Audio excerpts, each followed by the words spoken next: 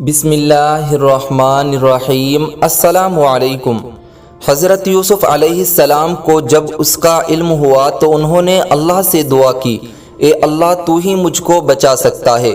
اگر میں ان عورتوں کے فریب میں آ گیا تو میں جاہلوں میں سے ہو جاؤں گا، اس سے بہتر ہے کہ مجھے قید خانے میں ڈال دیا جائے۔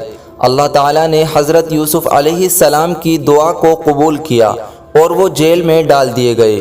حضرت یوسف علیہ السلام سے پہلے جیل میں دو قیدی اور بھی تھے، ایک شاہی باورچی اور دوسرا بادشاہ کو شراب پلانے والا ساقی۔ ان کے خلاف الزام تھا کہ انہوں نے بادشاہ کو زہر دینے کی کوشش کی ہے۔ حضرت یوسف علیہ السلام جیل میں قیدیوں کو اللہ کی باتیں بتا رہے اور خدا کا پیغام پہنچاتے رہے۔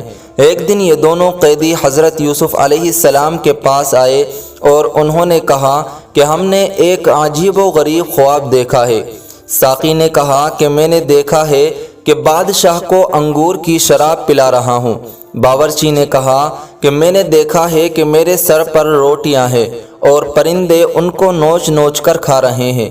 یہ خواب بیان کرنے کے بعد انہوں نے حضرت یوسف علیہ السلام سے اس کی تعبیر پوچھی۔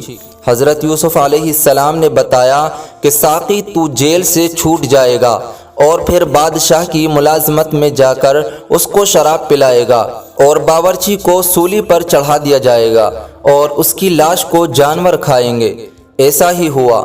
اللہ تعالیٰ نے ساقی کو رہا کر دیا اور باورچی کو سولی پر چڑھا دیا۔ حضرت یوسف علیہ السلام ان کے بعد بھی سالوں جیل میں رہے، لیکن کسی کو ان کی رہائی کا خیال نہ آیا۔ اتفاقاً ایک مرتبہ مصر کے بادشاہ نے خواب میں دیکھا کہ 7 دبلی گائیں 7 موٹی گایوں کو کھا رہی ہیں اور 7 ہری اور 7 سوکھی ہوئی بالیں دیکھیں۔ بادشاہ نے اپنے درباریوں سے اس کی تعبیر پوچھی مگر کوئی بھی صحیح جواب نہ دے سکا۔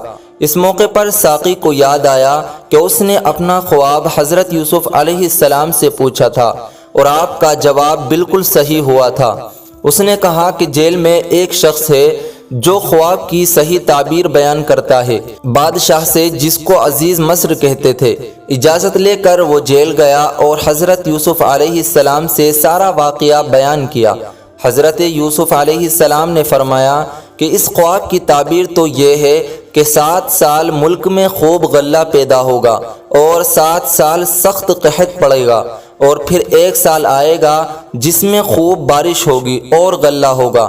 جب اس شخص نے بادشاہ کو جا کر یہ خبر سنائی تو اس نے کہا کہ حضرت یوسف علیہ السلام کو بلایا جائے۔